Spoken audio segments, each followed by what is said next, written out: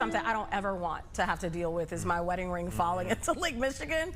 I don't even know what I would be able to say to my husband about that, but it actually happened to someone. Is yours on fairly securely? Yeah, I would say so. Okay. Yeah, mine I feel like has become tighter and tighter over the years. I don't know what that says. Maybe I'm eating too much salt. It could be a whole lot of not reasons. going anywhere. We grow as we get older.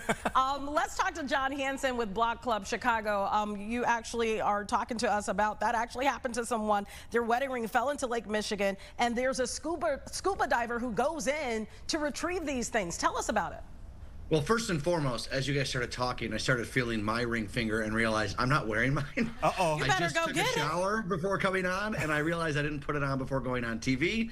So that's going to get me in a little What's trouble. up with that? Why do men take off their rings? Hey, listen, sometimes before exercising I do, because it'll dig it. John, do you ever get this where it digs into your Tia, if you're ever I never take it off. When I'm putting up 300 pounds in the bench press, I don't want a wedding ring. Oh, please, you guys. That doesn't get in your way? Okay. No. Other topic. Anyways, it's good to see you, by the way. It's really good to see you. Yeah, always good to see you, John.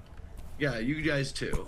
We're talking about this folk hero, basically, on the north side of Chicago, who has gone in for wedding rings, went in for Anthony Rizzo's World Series ring. Wow. His name is Yohei Yamada is his name. He was originally born in Japan, moved to Chicago eventually, was this great swimmer who eventually flunked out of college, but found this kind of second career helping rescue people and now rescue a lot of things. He makes a living doing this in a boat with no name, Mac Lederman wrote, and he goes in and finds stuff. He's found car keys, he's found cell phones, which he say will last 3 days at the bottom of Lake Michigan, and he just finds and he says there's no way I'm not finding something. He is still looking for a $40,000 bracelet that someone lost and still is all after it.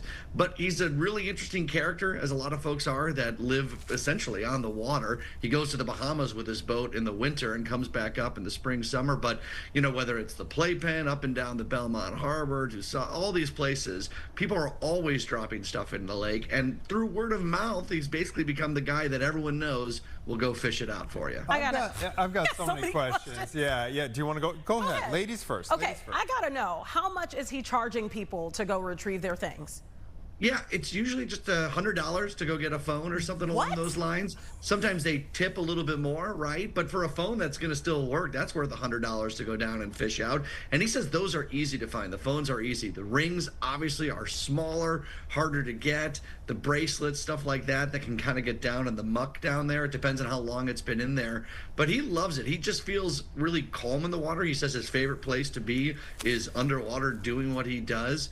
And it just seems to work for him. A scuba diver for hire, essentially. I love the Rizzo story. He said that Rizzo had lost a little weight and was enjoying some time on the lake, and the ring just flew off. World Series ring went down and found that thing, and plenty of other things too. He found it? What's that? He found it. Yeah, he finds everything.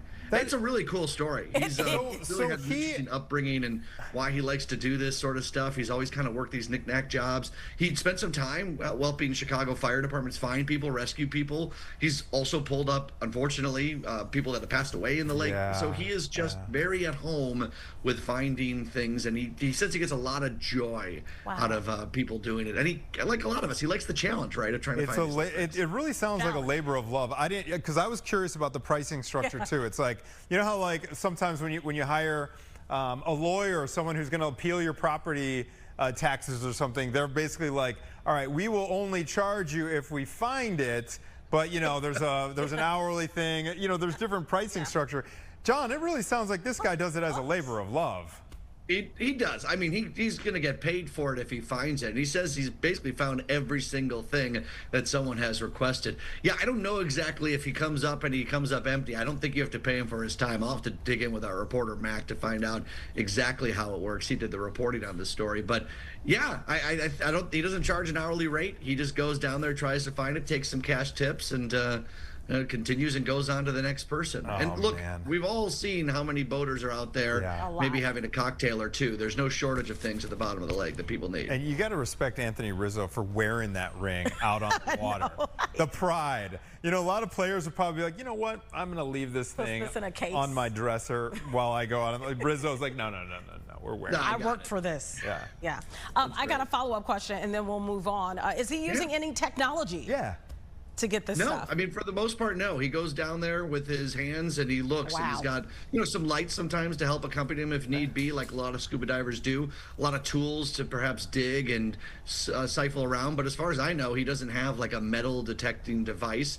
And maybe that's in his tool chest for certain big projects. But I think for the most part, especially if it's like a lot of times it's like simply he's there and someone goes, hey, come on over here. I just lost this. Or this guy over here, I heard just lost his car keys and he's not going to be able to drive away. So it kind of happens in the instant, which makes it a lot easier to find. Yohei Yamada. Okay, can't wait to read that story. All right, next up.